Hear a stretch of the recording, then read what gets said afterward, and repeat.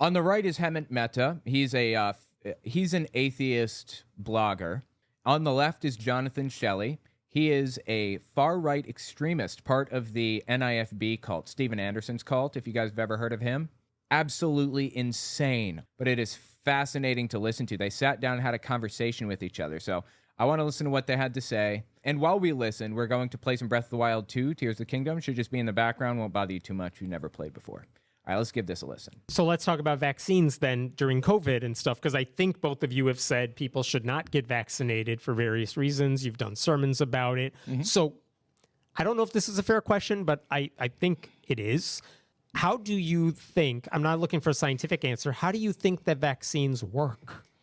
Well, the COVID vaccine is a little bit different than other methodologies because it's using mRNA technology. So they're trying to create in your body a spike protein that then will trigger a response in your body to identify that spike protein, think that it's COVID, and eliminate it. And then by the process... And your body would see that, and if it ever came into the system, then your body if you actually got the real COVID, you already have those you already have those antibodies. Mm-hmm. Yep. That's how mRNA works. Go on. Okay.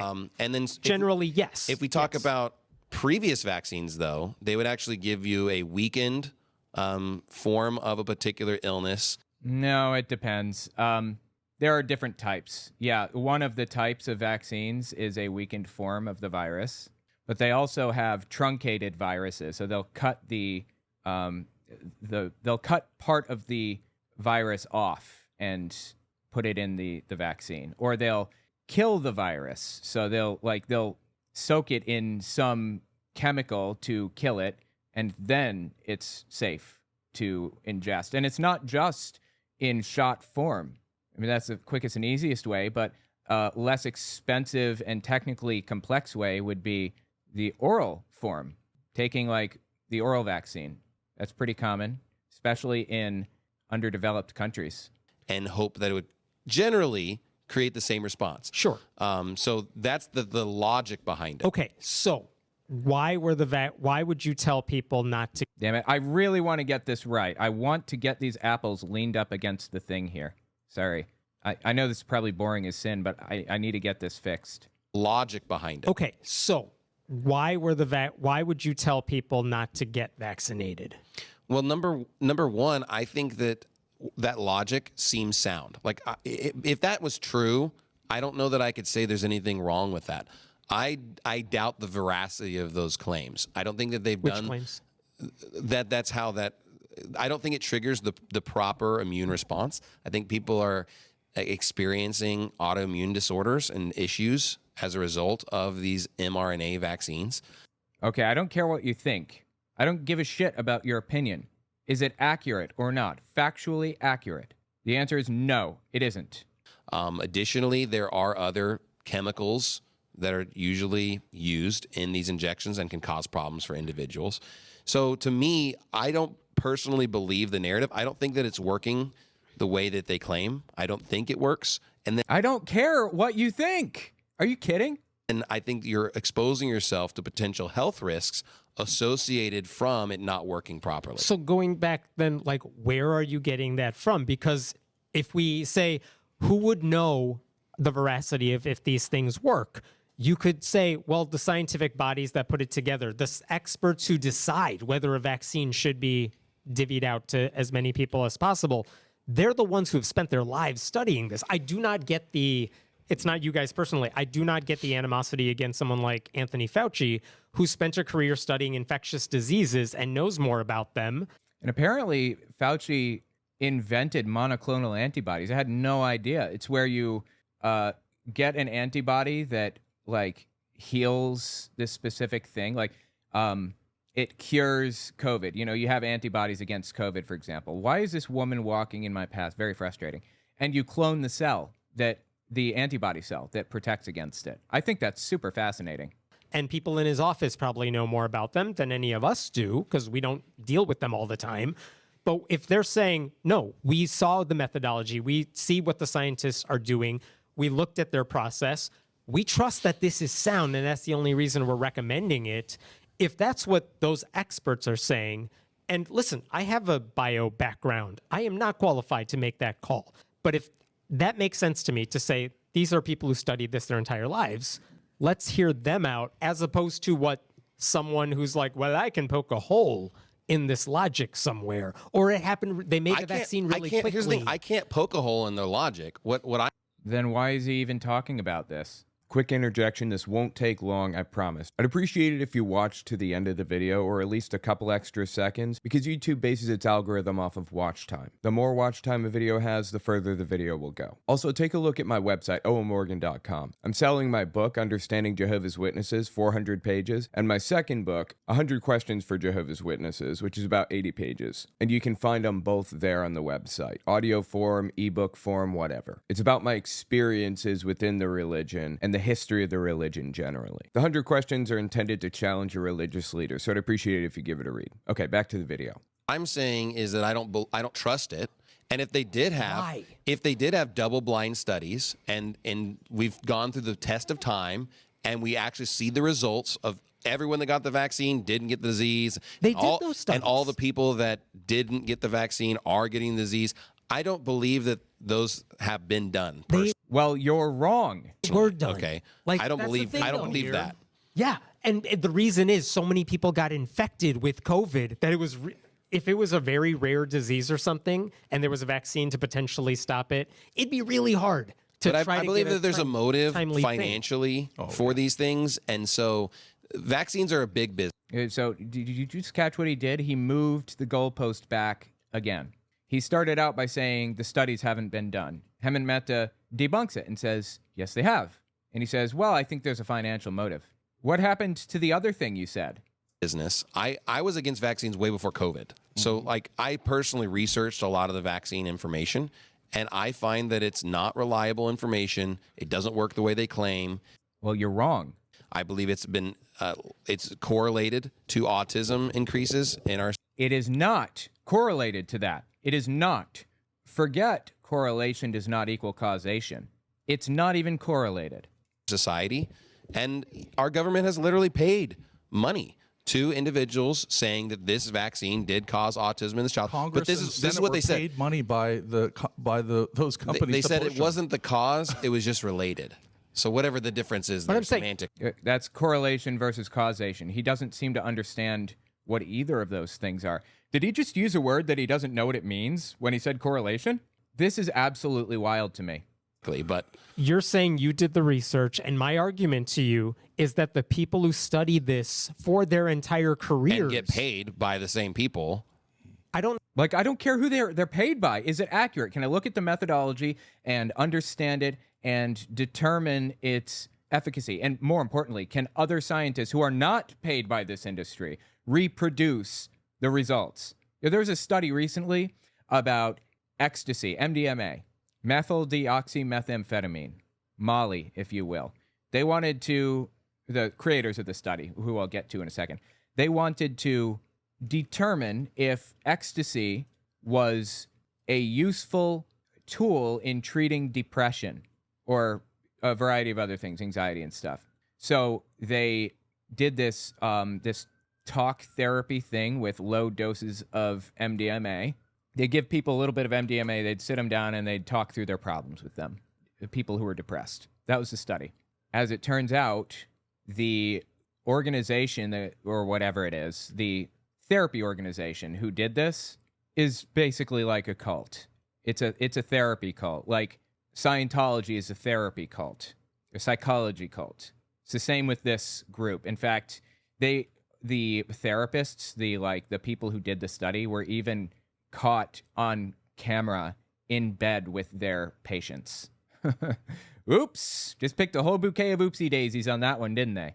Anyway, the FDA, not paid by Big Molly, if you will, not paid by this company or its psychology cult leaders, the FDA tried to reproduce the results that they published, that this company published, and determined that the results were false, completely false. There was no noticeable, valuable difference between people who had the talk therapy alone and the talk therapy paired with MDMA. However, the risk for substance abuse went up dramatically. So it's actually dangerous and damaging to take Molly and do therapy. That's the peer review process. That's what it's all about. Anyone is free to publish any study that they'd like, but those studies are peer reviewed by other scientists, maybe not even in that field. Maybe scientists who have never really studied that field or whatever, but it's peer reviewed by scientists. Oh man, I wanted the horn, whatever. You can avoid heat damage by throwing water substances on yourself as you go along, Dinral. I just want to grab his horns. Anyway, the point is that, like, peer review is the cornerstone of science. That's what science is all about. People, anybody, completely unconnected to the studies, can come in and reproduce your results. And if they can't reproduce your results are considered invalid. Quick interjection. This won't take long, I promise. I just want to say I'd appreciate it if you check my Patreon. owenmorgan.com/Patreon to find it. YouTube's algorithm goes up and down, so I can never predict where it's going to be. Having patrons gives me some level of stability. Okay, back to the video. Study this for their entire careers. And get paid by the same people. I don't know what that, like, they're not getting a bonus per vaccine or something. Like, their job is studying this. Your job is a pastor. Like, I know you guys get paid for being You know what pastors. lobbying is, right? Yeah. Political but I'm saying, lobbying. Like, they're not, like, saying, well, we'll make up science because someone paid us money to do it. I don't think that they're making up invested science. $11 million and made $10 billion off the vaccine. There's the motivation right there. Right. No, that's not motivation to put out crap. And then they force Why? people. You don't think people do bad things for billions of dollars? But you're missing my point, which is, yeah, we gave money to companies to say, if I have this correct, they were like, we don't know what the right vaccine's going to be. Like, we're going to give money to various companies to try to make their products. We're going to test them. We could do it quickly because a lot of people are getting COVID, so we could do these studies in a lot faster time than we would. We're putting all of our focus on this because it's such an emergency.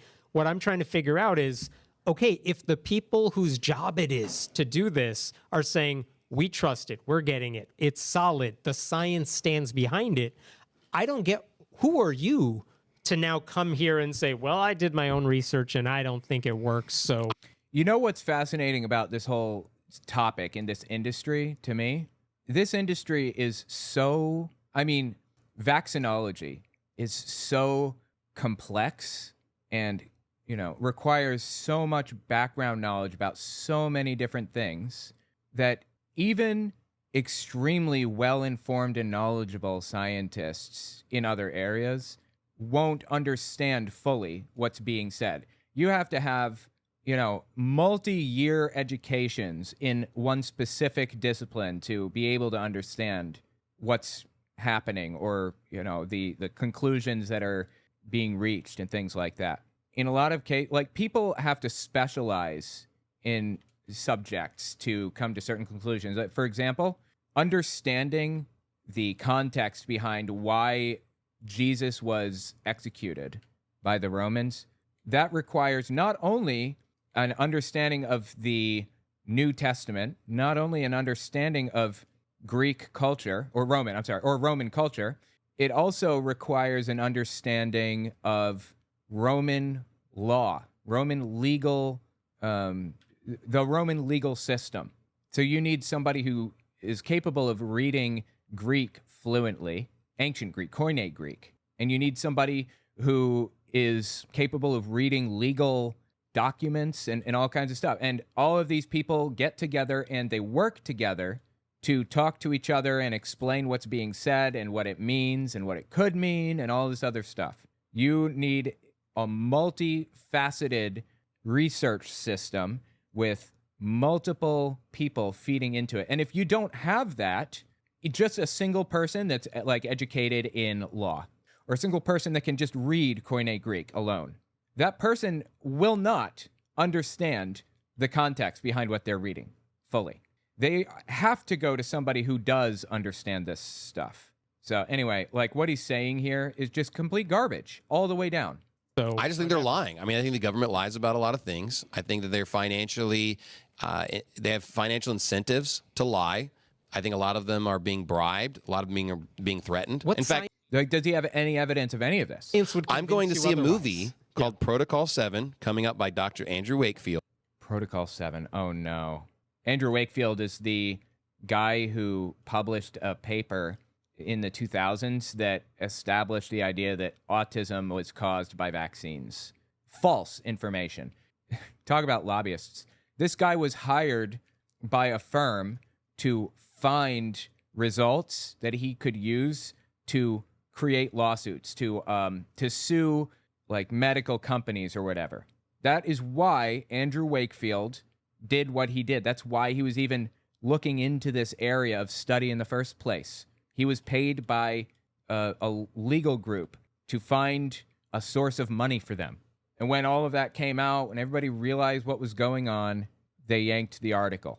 Not only was it not reproducible, it was fabricated completely. It was false from the start. Specifically on issues related to vaccines and a litigation that is currently still going on about Andrew Wakefield's study connecting vaccines and autism was discredited by the journal he published it in. Sure. I'm not going to dispute that fact, but at Then why does he care about it? the same time, that doesn't mean that it's false. Yes, it does. People will. Well, let me rephrase. It's as close to false as it will ever be. There's a literally is false. major That's financial why. incentive This false said it to. was. I suppose that there's a possibility that maybe the Earth is going to crash into another planet in 45 seconds because this other planet is moving at such an extreme speed that blah, blah, blah, blah. Anything is possible, I suppose. Is it likely? 99.999% chance that it's not happening. Studies have been done, double-blind trials and everything, to determine if vaccines cause autism, and it's been determined that they do not cause autism. There's a financial incentive It's false because the to cover science these wasn't things up. done properly. Well, maybe there's a technicality that's a little bit off, but I think there is a relation A technicality? to the vaccines and a lot of this increase in SIDS, autism, and other autoimmune diseases. You're saying, okay, Wakefield says this stuff. I go back to... Well, I don't know what he said specifically. But you're saying, like, this one scientist who has a different point of view, I'm taking very seriously.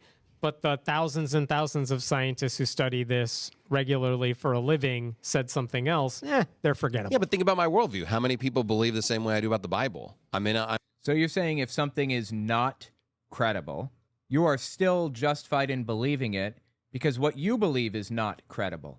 Am I reading this right? I'm in a minority when it comes to being King James only, being a Baptist. I'm in minority on vaccines. That's okay. But I'm going to be a minority on things if I believe they're true. Just like, wouldn't you say you're in a minority group of being an atheist in Yes. America? But so are you just don't trust all of us pastors and just... No, we don't trust anything blindly. We want to understand everything. Like, and if there is no evidence or if there's limited evidence for something, then we doubt it until we have evidence for that thing. That's the difference here. all of us Christian teachers, I mean, obviously you have your own level of skepticism and you've done your research and you believe the way you do for... Yeah, this isn't skepticism. This is him making direct, overt claims about something. Skepticism would be doubting the vaccine's efficacy. He's claiming outright that it causes autism falsely. certain reason, right? Right. Those other Christians are obviously not all on the same page about everything. And all doctors, they're not on the same page either. On vaccines being effective, yes, they are. I know many doctors that are skeptical of vaccination. Yeah, they're like three.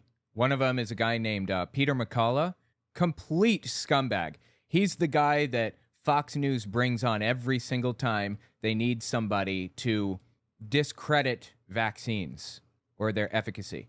And he's actually done some studies that are cited a lot. That's the measuring stick used to determine if a scientist has any credibility. How many times have their studies been cited? He's been cited a lot. In fact, even recently, in the past few years, he was cited on a study that he performed about symptoms of COVID, trying to determine what the symptoms are and how long they last and things.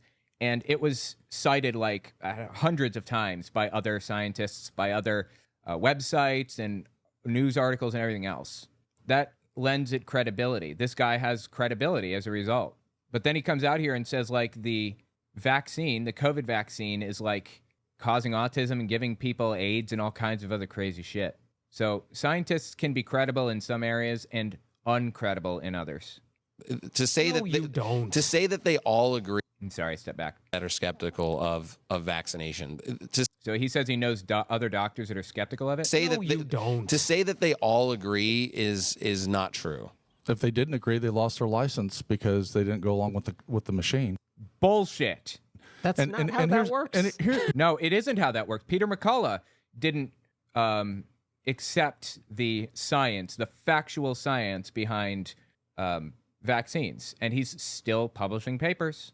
here's ultimately the reason why we don't promote vaccines or don't believe that people should take them is that Jesus said, "He that is whole needeth not a physician." If you're They don't deal with doctors at all? Is that what he's saying? Oh boy, I didn't know that. That's interesting.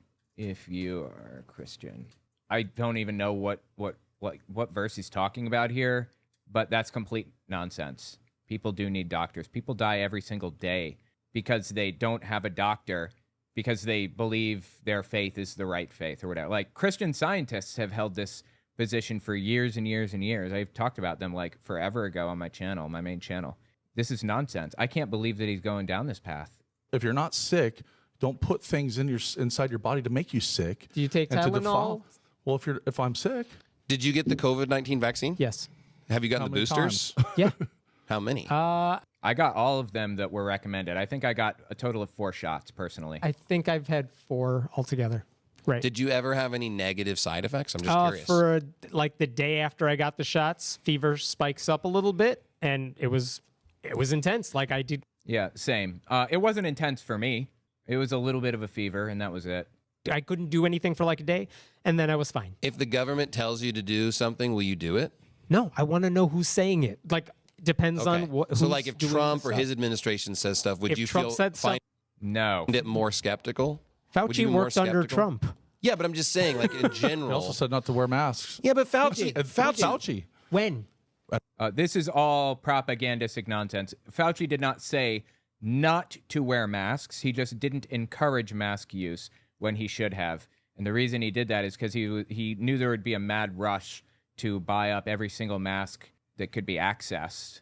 And he wanted to give states and hospitals time to buy the personal protection, the PPE that they needed to maintain their hospitals before telling people mask use is important. That's what happened, actually. I remember it specifically. I've seen the emails and everything. But this little line of propaganda, Fauci said masks don't work, has spread like wildfire. I don't get it. Most serial killers were mistreated by their parents. Wish this guy would read up on them before claiming that killing them as kids would have saved lives. Blame the parent. Absolutely. That's the core issue here. Dude seems to think that every actor in the system is honest and righteous and has people's best interests at heart. That's not how it works. You know, a lot of the time, as you said, people end up completely fucked up as a result of what their parents did, a direct result. We talked about some of them already in this thing. Just insane. These people are insane. Saying like in They general. also said not to wear masks. Yeah, but Fauci. Fauci. When? At the beginning, and then he's At like, the "Oh, never beginning, mind." when His handler Yeah, but told him to Fauci, change let's his be mind. fair. You. Did Trump hire Fauci? He worked in the government way before Trump. Your question is, do you listen to what the government says? It's like if Trump says something, I'm not going to believe it. If the scientists, What about Joe Biden? No, not about what? Yeah, I don't believe anybody by default ever. Political actors operate in the system. I don't trust political actors. I do, however, trust scientists, no matter which administration they're with. Dr. Birx was very clearly hired to replace Fauci and was a political actor, clearly. Was a scientist, but a political actor. And I was skeptical of everything Birx said as a result. Not automatically disbelieve it, but just skeptical. So About anything. Are you what? skeptical of what Joe Biden says? If you think I'm a fan of Biden, I am not. Okay, I just want to know. I'm just curious. Like a lot That of was one of your questions, Democrats. wasn't Do you think that like the left or Democrats are always right? No, dude, no one hates No, of course not. Democrats more than other Democrats. Well, I mean, to me, it almost seems like the Republican platform is very similar to what Democrats used to be. See, this is the problem right here. The fact that this guy has turned being a Republican specifically into a personality. It is who he is all the way down to his core. He identifies with conservative, extremist MAGA Republicanism harder than anything else outside of being a Christian. And he doesn't understand how other people don't have that quality, where they connect their personality to this political ideology like this. I haven't connected my personality to a political or religious position. I'm not like linked to any single thing. If anything that I believe today was disproven unequivocally, I would just stop believing that day. It's that simple. And you can be 100% confident that I will always do the right thing in my mind. And if the right thing in my mind doesn't match the right thing in your mind, all you have to do is make a strong, compelling, moral case. And if you convince me, I immediately change my opinion. That simple. That's what my identity is about. Logic, reasoning, and morality over anything else. Being a moral person. This guy just doesn't understand any of that. His personality is about hate.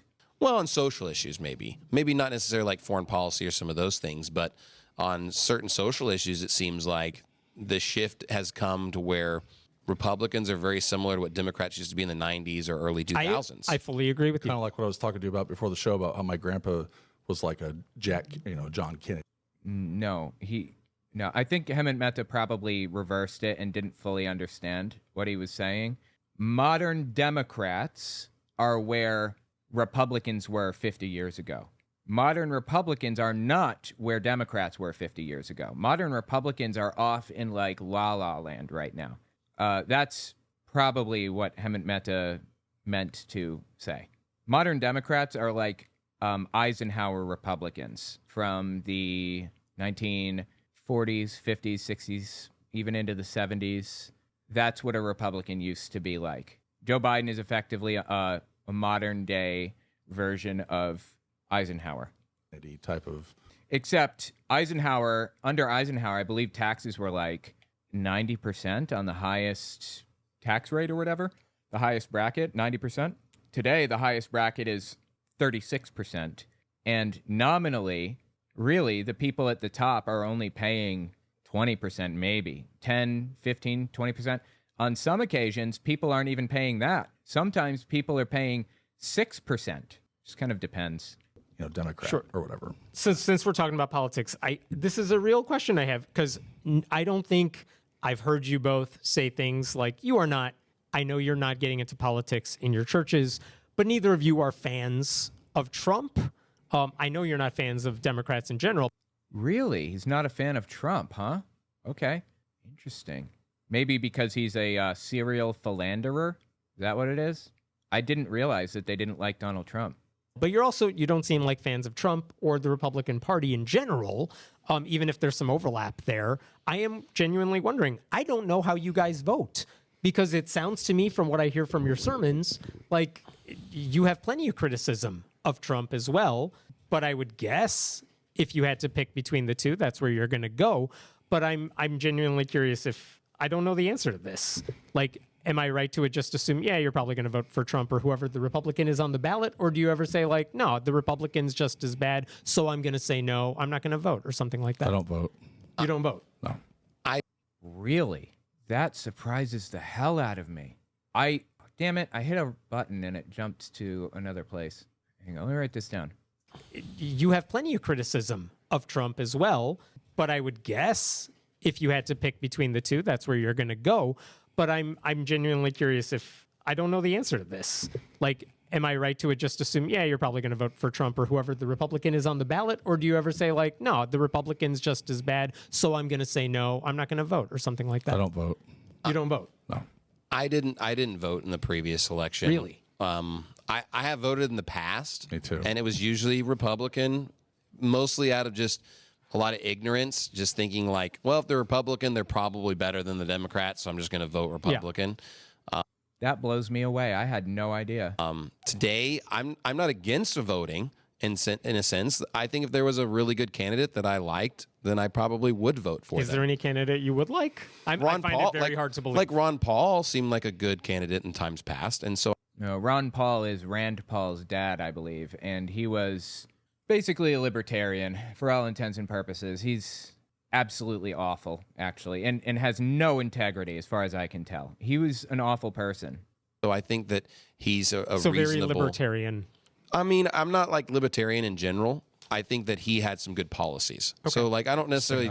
He did not. Wars. I don't really care about the labels as much as I care about what they actually believe or stand for. So someone that wants to shrink the government in general would be a positive for me. That would be, something I would. Someone who wants to shrink the government, really? Because that's not what he said earlier. Wait, 109.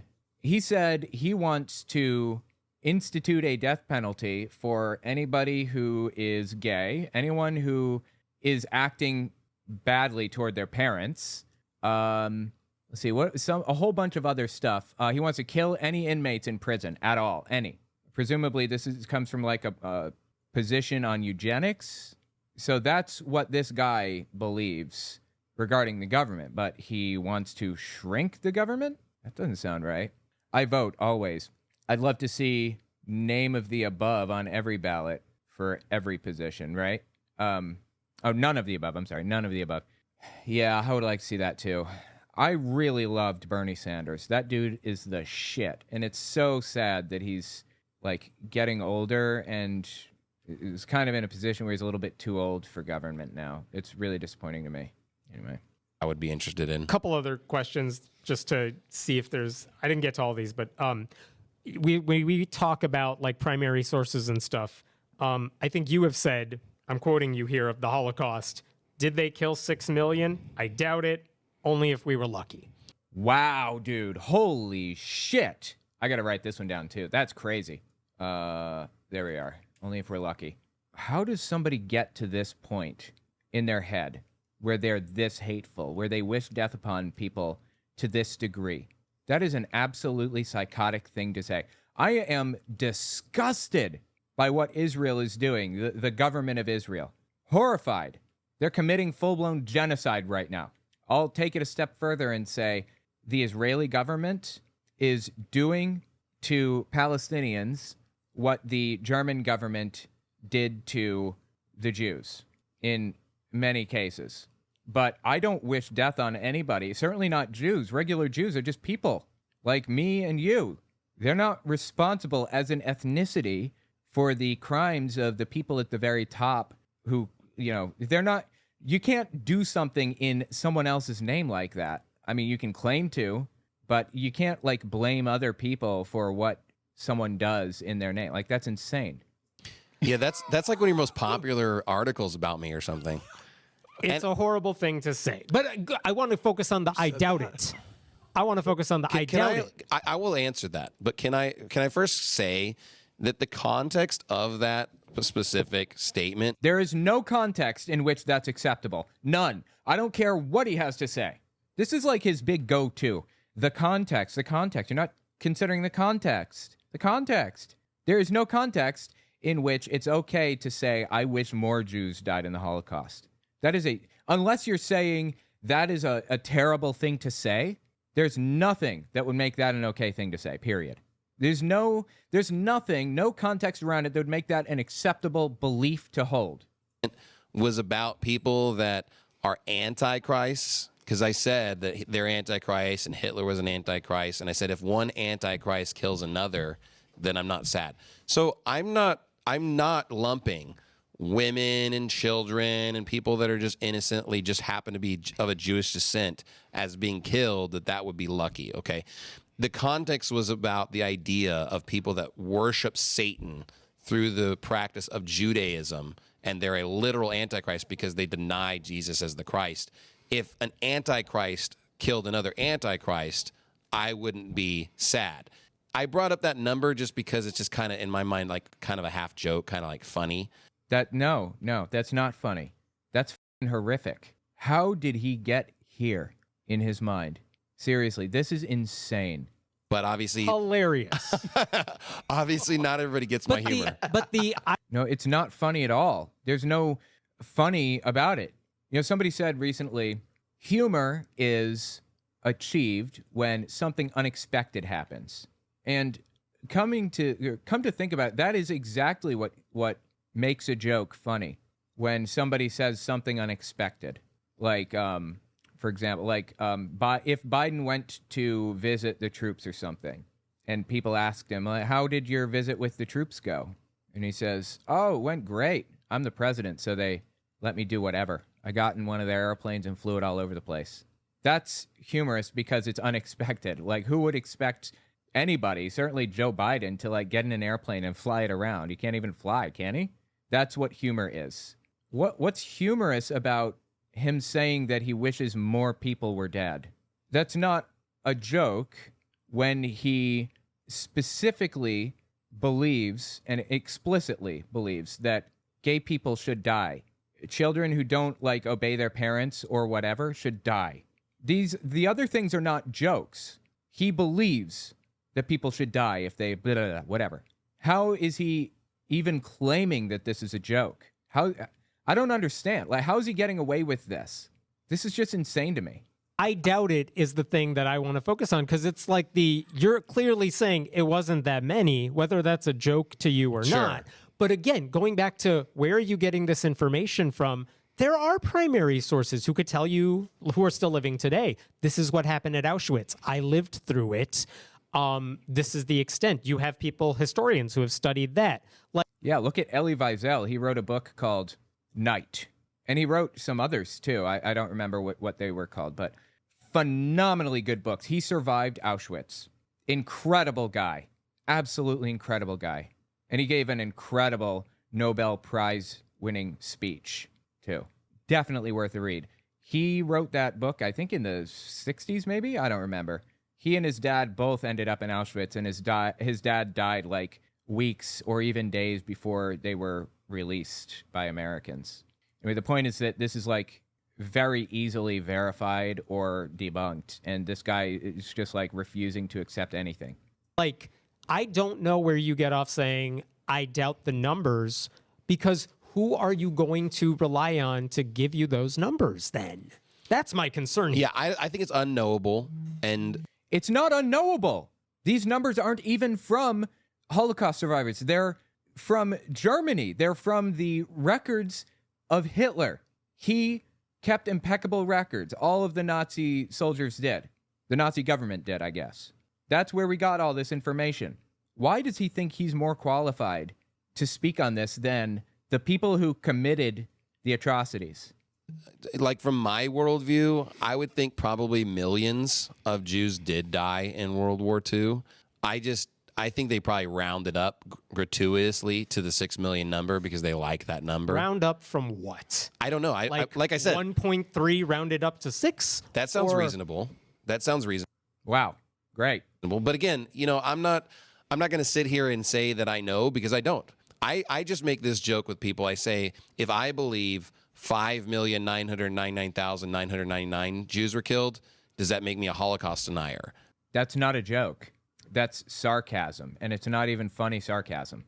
Wait, Jen Has Cookies is talking. Give me a second, just looking. I think Jen Has Cookies wants to say something to me. What you just said will be illegal in the new anti-Semitism bill. It's very dangerous. Oh yeah, I haven't looked at it, but it's disturbing what's happening right now. To my knowledge, it's illegal to engage in boycott, divestment, and sanctions against Israel for what they're doing right now. That is some deeply disturbing shit right there. I'll still take that super chat. I didn't want to, I just didn't want you to have to super chat for a message if I could just look at it. Anyway, thanks for the information. I need to look at that bill more closely.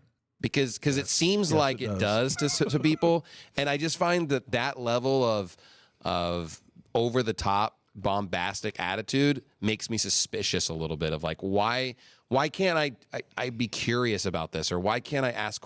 You can be curious about it. Look up the original records that the Nazis kept. There's a period in time when Nazis were trying to figure out who was Jewish and who wasn't. So they were like using public records and genealogies and, like obituaries and following a track to see who was related to whom, and drawing a big, gigantic tree to get names of people who were Jewish or who were connected to Jewish people or whatever. And they'd show up in this town and they would knock on every single person's door who was Jewish or who had any kind of connection to Jews at all. And they would tell them to grab onto this rope. They lead the people on the rope out to a forest, and they have them dig a trench, give them shovels and everything, line them up along the trench, 20 at a time, and then aim for the back of their heads, the base of their skulls, and pull the trigger. And they did that in every single town. If they knew that you were connected somehow to Jews, but not Jewish yourself, they'd take you to a camp and they'd torture you until you told them what you knew or where these people were or whatever.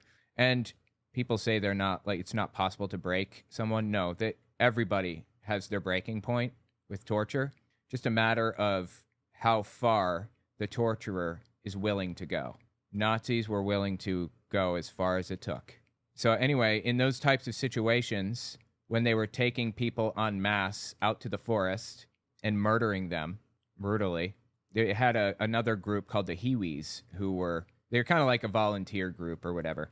They would come over, everybody's drunk, the Nazis and the Hiwis. They'd all get drunk because, dealing with what you're about to do is pretty difficult, even for the most hardened believer. And they would carry it out. There were some people who, hardened believer or not, could not bring themselves to do it. Hitler started out by kind of implying, at least, that they were weak, that these people were weak. And then he said, don't feel bad if you can't do it. Not everybody can. And then he switched from having them rounded up by the police and shot to having the police round them up and put them on trains to be executed in a less public way, I guess. Anyway, the point is that all of this stuff, the way that Jews were killed lent itself to difficulty in tracking numbers. But like I said, Hitler and the Nazi regime were impeccable record keepers. We got as close as possible and pretty damn close to accurate to how many people actually did get executed that way. And it wasn't just Jews, but that was the prime target. It was also disabled people or, political prisoners, Jehovah's Witnesses in some cases, people like that. Questions, or why can't I just see the math? Lots of communists. Lots of communists were demonized heavily. Hitler talked about cultural Bolshevism. Bolshevism means communism. Cultural communism, cultural Marxism. That's shit that Jordan Peterson talks about today. Why can't I be curious about this, or why can't I ask questions, or why can't I just see the math on this? You absolutely can. Who said you can't? And how you got there. And it seems But like... you can. No, What there math are do you wanna sources. see? There are sources that will appeal to a 6 million number, but if you look historically, there are other sources that didn't come to that number, and they kind of trickled up. And Going so, back to what sources are you talking? I'm not going to point to anything right this minute because off the top, sure. Because you don't have any. Because you're completely full of shit. off the top of my head. I'm just saying, I think that there are potentially other sources and other pieces of information that put suspicion to that specific number. But again, I just think it's funny that you can't even balk at the number. You can't even be suspicious of the number. To me, You can be plenty suspicious. You can ask people about this. You can research it. You can figure out how historians know what they know. Takes a lot of background in other areas too, most of the time. But if you really dedicate yourself to it and you really want to know, it's possible to know. This guy doesn't want to know, doesn't care about knowing. He cares about propagandizing and lying and twisting it around and demonizing people. That's it. That make If you said raises alarm bells in my head. if you said it wasn't 6 million, it was 5.9 million, and I'm getting that from for this reason, that's one thing. If you're saying it's not 6 million, and then pretty much that's the end of the story. Like, that's when people go to the Holocaust denial route, where you're just saying, I don't believe it. It wasn't that many. That's too many. Like, there's no way it was that many. Yeah, but why does it matter? Because to me, if like, let's say 3 million Jews were, Because it's Holocaust denialism. Give them an inch and they'll take a mile. It's either accurate or it's not. And it is accurate. There's no reason to deny this. exterminated in World War II, does that really undermine the atrocity? To me, it doesn't really matter what the number is specifically. To me, the fact that I can't even question anything about it underlies the idea that there could be something fallacious about this particular view. No. Steven Anderson lied and propagandized about it and everything nonstop. It's all he does is lie about this stuff, lie about everything. But he lied heavily about the Holocaust too. It's not that you're just like wondering what the real number is. That's not what's happening. He's pretending again that he's some kind of a moderate. He is not. Problem is the Sandy Hook thing, where it's like, if you don't trust the numbers that were given by people who studied this stuff, they didn't pull 6 million out of thin air. They didn't pull the number of Sandy Hook victims out of thin air. Like They like number 6, though. What is that? They do like the number 6. Oh, give me a break, dude. Some kind of Bible numerology BS. 6 Oh my million. God. They're not pulling it out of their ass, though. So, like, they're getting it from somewhere, and I don't get where you are like, I'm pretty sure those experts don't know what they're talking about. But why does it matter? Like, there's why would it books that matter you- to Because you? you you're can't even buy on the undermining internet that have expertise. numbers in them. You're undermining expertise. This goes back to the vaccine thing. This goes to the historian thing with the Holocaust, which is there are people who dedicate their lives to studying this stuff.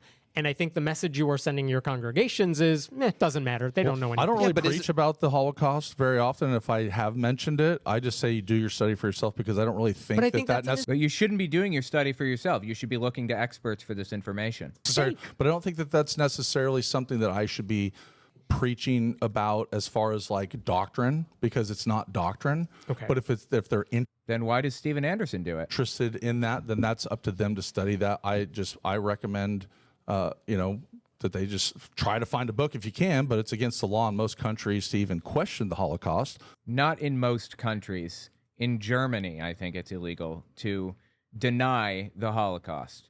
You can talk about it and all that stuff. You can't and you can even question it. You can even ask questions and try to understand how people got to where they got with these conclusions.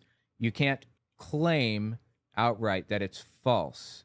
Just wondering how people arrived at their conclusions there's nothing wrong with that. No one ever said there's anything wrong with that. That's pretty weird that it happened. If you doubt the numbers, you can go to prison for them. If you No. say it, If you outright claim that it's wrong, when you don't even when you have no clue what you're talking about, go look it up, talk to historians, and understand the numbers before you open your big stupid mouth on the subject. if you say it didn't happen, it's that you can think it, but if you say it out loud, you go to prison for that. Like, it's pretty weird that you have to make a law, to say that something happened. Like, what other Yeah, I mean, what if it was That's not a law here, What if it though. was 6.5 million? trying to make it like, one, why can't we just investigate it and see? You can.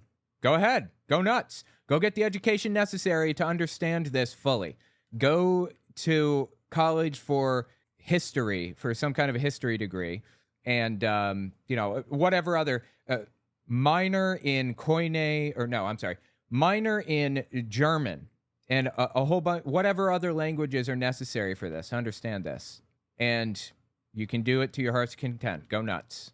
All the information. Because the people who study it for their lives have studied it. I think that there's a clear it against ulterior law? motive there. It's and not so, a law here, though. Like, Germany has a different Yeah, set. of I'm not course, defending or sure. not defending. I don't know it.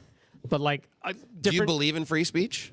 Yeah, Like, do you think that we should be silenced for our viewpoints? you're not silenced. No, I don't think that they should be forced to. I don't think they should be jailed for their opinions. Hemant Mehta is absolutely correct here. They shouldn't be silenced, and they're not silenced. Do you believe we should be? No, you could say what you want. I do think but private are you companies- excited like when YouTube cancels us or deletes That's different. our channels or nukes That's us. not free speech, first of all. The YouTube thing, I did have this, by the way, to talk about, but the YouTube thing, they're a private company.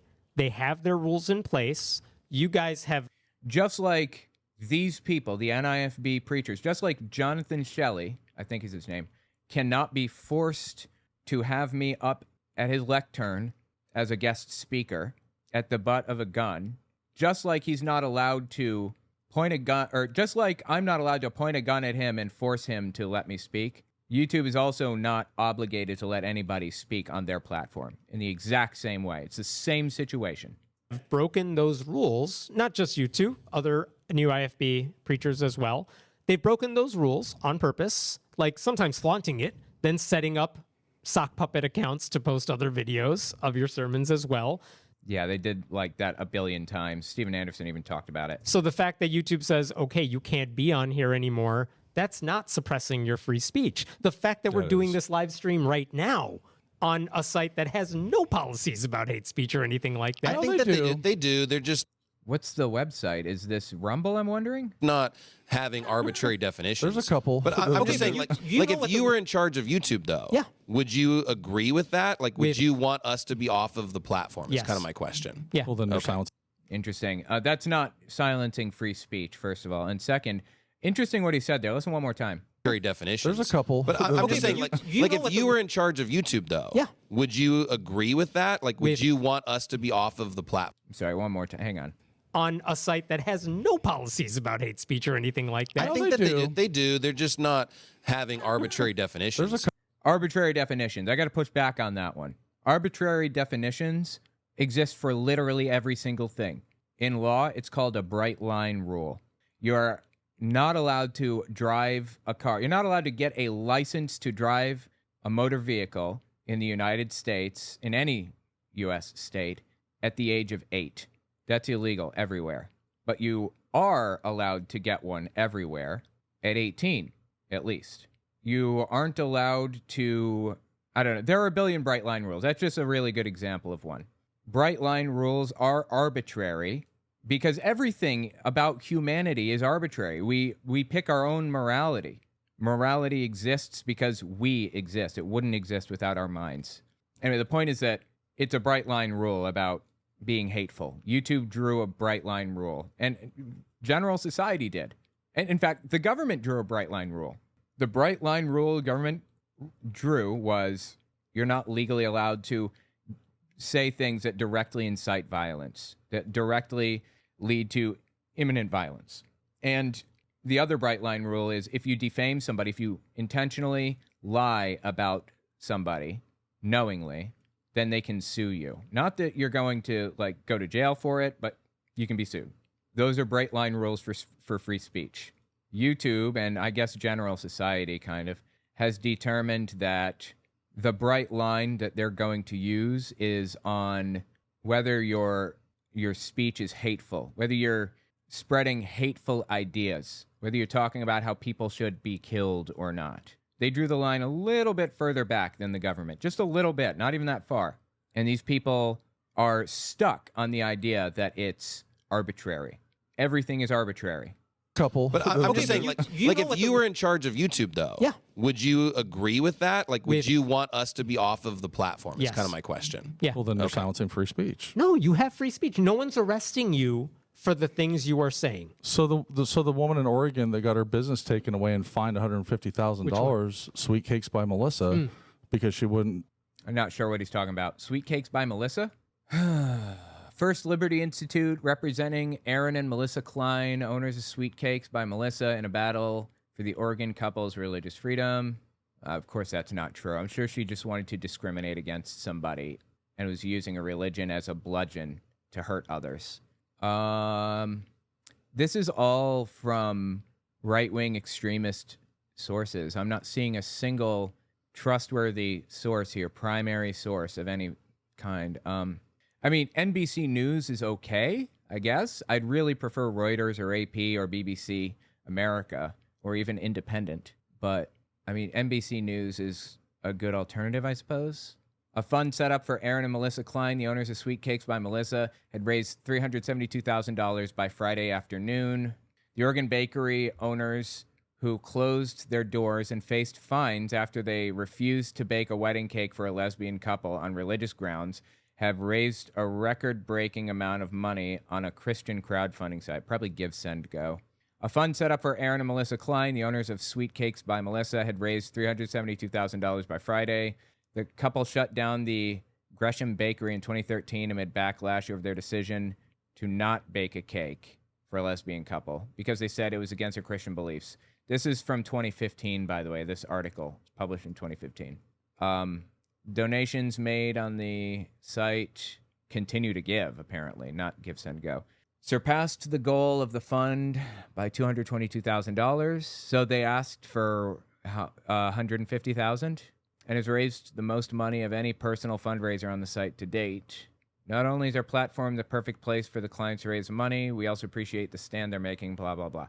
So she was trying to discriminate against somebody based on their religious views. Hang on. Let me frame this whole situation in another way. As a Christian, all right, let me do it even deeper. As a religious person, any religion, you are not allowed to take a kid to the top of a mountain and strap them to a table and cut their heart out and eat it. That's illegal. It doesn't matter how much you believe in this religion or believe that this is going to save you or whatever. Irrelevant. You're not allowed to take away someone else's rights to satisfy your own. Your rights end where my rights begin. Your right to swing your fist ends at the tip of my nose. And in the same vein, as a member of Scientology, you're not allowed to kill psychologists. You're not allowed to kidnap them or kidnap, psychology patients or anything because they hate psychology. There are a certain number of protected classes that you can't discriminate against. As a Christian, you aren't allowed to discriminate against black people. You're not allowed to say, no, I'm not servicing you because you're black. You can pick pretty much any other reason you want, but not that one. You can't say, I'm not going to provide service to you because you are a woman or you are gay. I think that's what they're arguing over right now. You're not allowed to hurt somebody else or interfere with their rights just to satisfy your own based on your own interests and beliefs and feelings. That's it. That's just what it is. So anyway, that's what they're arguing about right now. That's what Melissa was arguing, I guess. She wants to be able to hurt other people and interfere with their constitutionally protected rights in an effort to bolster her own options. She wants to take rights away from others to give them to herself. That's what this seems to be about now. Yeah. As a business, I would like to see them close their doors. Yes. If you're going to discriminate against people, you should absolutely have to close your doors. I agree. You for the things you are saying. So the woman in Oregon that got her business taken away and fined $150,000, Sweet Cakes by Melissa, because she wouldn't, make some queers a wedding cake or whatever. Do you think that it was right to do that? I need to remember which specific case that was. She my refused understanding, to make a wedding cake for my them. understanding is if you are selling a cake and you're saying, I'm selling this cake, let's say it's $20 or whatever. Yeah, I think in this case it was just a general cake. It wasn't an artistic thing. That was one of the angles that Republicans took. You can't force somebody to create art for you. And cake was considered an art in their minds, I guess. But this is just a general cake that sat in a freezer that was just, they made it beforehand and anybody could purchase it for anything. And I guess Melissa denied them service, just general, normal service, I believe.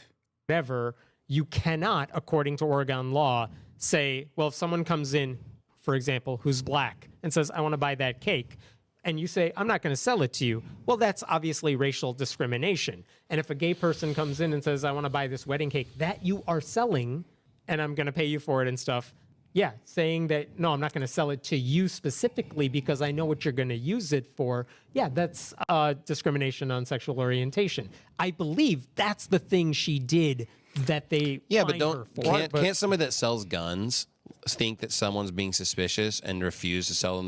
Completely unconnected. That's not a protected class. Being suspicious of somebody or acting suspicious is not a protected class. Yeah, I think they can do that though. If they suspect they're doing something weird, that's a totally different situation though. The gun because they're worried what they're going to do with that. I'm not dodging the question. I don't know what the law is Well, if regarding their that. religion, prohibits that practice, or they don't believe that that's right, don't they have the right to refuse? No, they don't, because they're taking other people's rights away. That's the thing.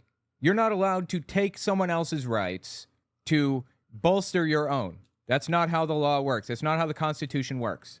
Service, just like YouTube has the right. You're saying YouTube has the right to refuse service YouTube to is the a private speech that they don't company. like. If you're But selling that lady was a stuff- private company, so like it's just YouTube's, funny how that YouTube's doesn't selling work. ads and they're selling views. So in a sense, like why can't I have my viewpoint on YouTube? you're not owed YouTube space. Exactly like he does not have an obligation to invite me to his platform by law. Because I don't know, because I'm an atheist and I have a specific religious view, so he has to give his platform to all people of all backgrounds. He has to, once a week, he has to allow a Muslim onto his stage to talk to his Christian congregation. That's not how it works. In the same way, YouTube's not obligated to give anybody a platform at all for any reason. Like, they can pick any reason that they want or no reason. That's completely different from explicitly and specifically denying someone service because they are gay. If she had just said, no, I'm not selling right now, that would have been different. But is that person owed a cake from this particular bakery? If the company is selling the product and you go in and YouTube's you wanna- selling To a general audience. the product of ads. They sell ads on videos. So he's saying if you wanted to purchase ad time from somebody, okay, interesting. And in fact, right now it's on all videos virtually. I don't think that unless you have a subscription, ads are being Right. put on every single video. I don't get the idea that if a private company says you violated our rules. By the way, if you weren't violating their rules, you could be on their platform. Yeah, no shirt, no shoes, no service. You're allowed to deny people service if you don't follow their rules. But it can't be discriminatory rules, so against the protected classes. So if a gay couple comes in and they kiss and hold hands and you don't like that and you kick them out for that, that's discrimination. If you don't want anybody kissing and holding hands in your store, that's not discrimination. It has to be a generalized thing to everybody. I mean, this is all well understood, well documented, and broken down completely in law. Everybody understand. I mean, let me rephrase. All of the lawyers and the judges and magistrates and everybody all the way down the line, they all understand this completely. It's these people that seem to have a problem with it. And I don't even believe he has a problem understanding it. I think that this is all about him trying to obfuscate and twist it around and give himself an edge in this whole situation. Make it so that he's able to discriminate against people legally. At least he's pushing for that. Like that's Yeah, well, the they issue. change the rules every single week, obviously. And everyone on So- YouTube knows it. And believe me, everyone's frustrated because we never know what the lines are. But very clearly, if they're saying you can't say the following things and they put it out there and you violate Yeah, they're it, just taking quotes from Pastor Mena's sermon and then putting them as their community guideline. Well, it doesn't matter if they're just pulling quotes. He's said it. And specifically, that seems pretty targeted. Yeah. it's a general rule that applies. But again, if they No shirt, no shoes, no service. say you can't have the things because you're violating our guidelines, that is not free speech. They didn't violate their guidelines. They made up new guidelines after the fact, and then they retroactively enforced them. That's simply false. But either way, it doesn't matter. If they set rules on their stuff, you have to follow them. And if you're not following them, they can remove the stuff. He wasn't banned because he said stuff previously that was evil. He continued to say shit that was wrong and grotesque. Again, it's their platform. They can deny people service for any reason. If somebody walks into a store and they're shirtless and you didn't have a no shirtless people sign up, or even better, if somebody walks in, they have no pants or underwear on, and you didn't have a sign up previously that said you must have pants and underwear on if you want to enter this store. You didn't have a sign up previously, but now you want to put a sign up and kick them out, then you're perfectly free to do that. So that's targeting. That's targeting specific speech. Hate speech was still. And for viewpoints. What is hate speech? Oh my God. Hate speech. You are specifically saying something awful because of someone's. What's something that's. Yeah, this is him once again trying to erase that bright line rule. He's trying to make it seem like there is no bright line rule. This is a well understood legal concept. Everybody knows how this operates in the legal system. He's acting like he got one over on people or something. Awful. Oh my God, I'm not a lawyer here. You're asking me something that's not my expertise, but I'm saying like if But you can't even define hate speech, and then we It's- think we should throw people off of a platform because of it? No, the company can set the agenda for what their rules are. I'm not necessarily defending YouTube because I think they go too far in certain areas. But do you think that YouTube's become a public utility? Because what it's if not though?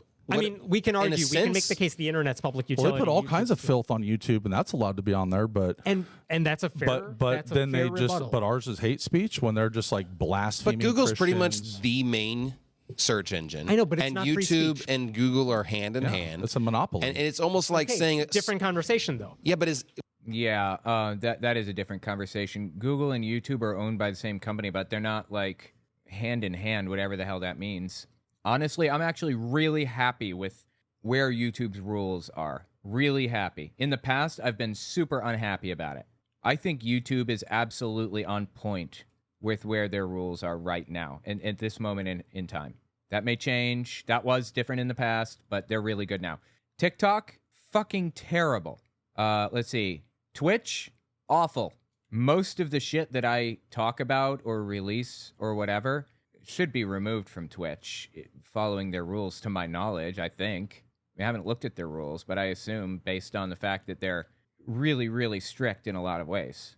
But YouTube isn't so bad, actually. You can say pretty much anything as long as you are not advocating for the deaths of somebody, of some group of people, some demographic or whatever. You may not be able to like monetize your video, but that's not a right. what about a phone? What if I said something on a phone conversation and AT&T says you can't have cell phone service? Yeah, he's making the argument that it should be considered a publisher. It just shouldn't. There we go. Jesus. Or I Sprint believe it's or different T-Mobile. because phones are public utilities. Yeah, but Again, I'm why not are they a being- public utility? Is because there's a handful of people that control all the power. It's not one company. It's a handful of companies, but they control the entire marketplace. But we're Does confusing not two different YouTube things. Free control speech- the marketplace? If we want to criticize YouTube, there's no shortage of things we could talk about because I have criticisms of YouTube as well. But it's not a free speech issue if they say these people have violated our guidelines, even though they are always changing, so they can't be on our platform. And by the way, they don't just say like they don't go from 0 to you're banned. They have their strike policies. I never got that. I never went through that policy. You definitely went No, through their policies. they gave me no strikes and would just delete my channel. Yep. I don't believe him, but either way, it doesn't matter. They're free to do whatever they want as long as they're not specifically discriminating against somebody based on religion. These people are not allowed to discriminate against somebody based on their sexual orientation or whatever, when they're providing service. But that's not what YouTube is doing here with them. Which one? The sock puppet accounts or like the new ones? The original ones, all of them, virtually every single account that I have. Pastor Menez and Pastor Mejia. They I just never made went. Telemarketer. Fuck it. Somebody sold my phone number. Sorry. Yep. Which one? The sock puppet accounts or like the new ones? The original ones, all of them, virtually every single account that I have. Pastor Menez and Pastor Mejia. They just I never nuked went them through off the channel official with three-strike policy. No strikes. I don't want to take up too much more of your time, but I do have a couple other things. So Can we ask a few questions too? Yeah, Okay. absolutely. All You right. absolutely can. Have any of the pastors in the new IFB said stuff where you felt went too far?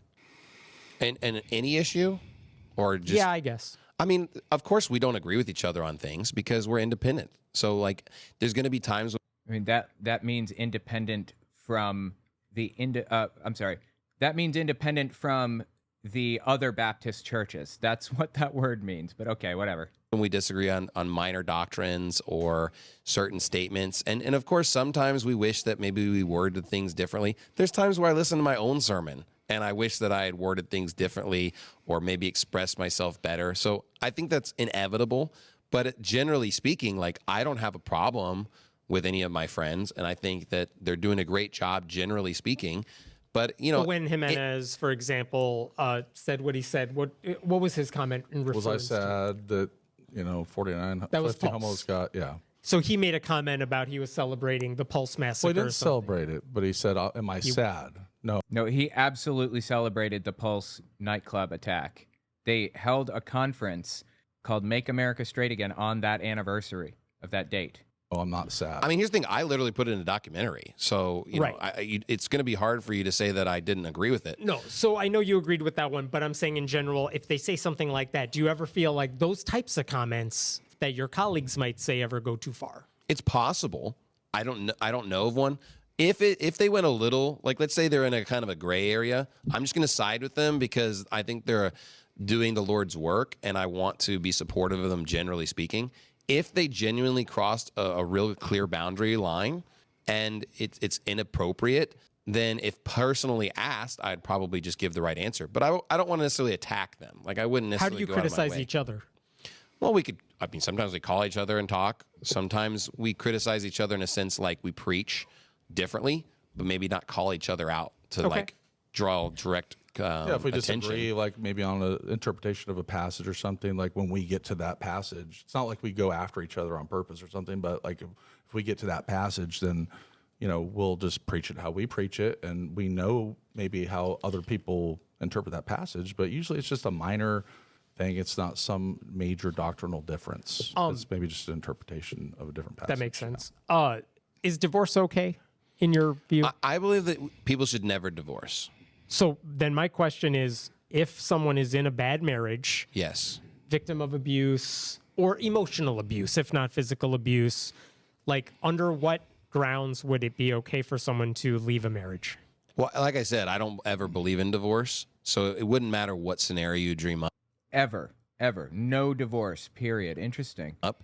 But at the same time, if someone were genuinely like afraid of their physical safety, or there was some kind of a severe issue, like there may be a reason to separate temporarily just to try and get you away from that particular issue. Like if someone says like, hey, I'm worried that my husband is going to literally kill me or kill my children or hurt them. And so we went to my mom's house just to be away from them. Like, I'm not going to condemn that person for trying to. So separation is okay, but not divorce. Yeah, the Bible says it, I guess, to my knowledge, it could be wrong. I think the Bible says separation is okay in 3 circumstances. If you are being physically abused, if you are not being supported in your religious pursuits, or if you are not being supported physically, like they're not getting a job and taking care of the family like they're supposed to. I believe that's what Jehovah's Witnesses believe is the only justification for separation, not divorce.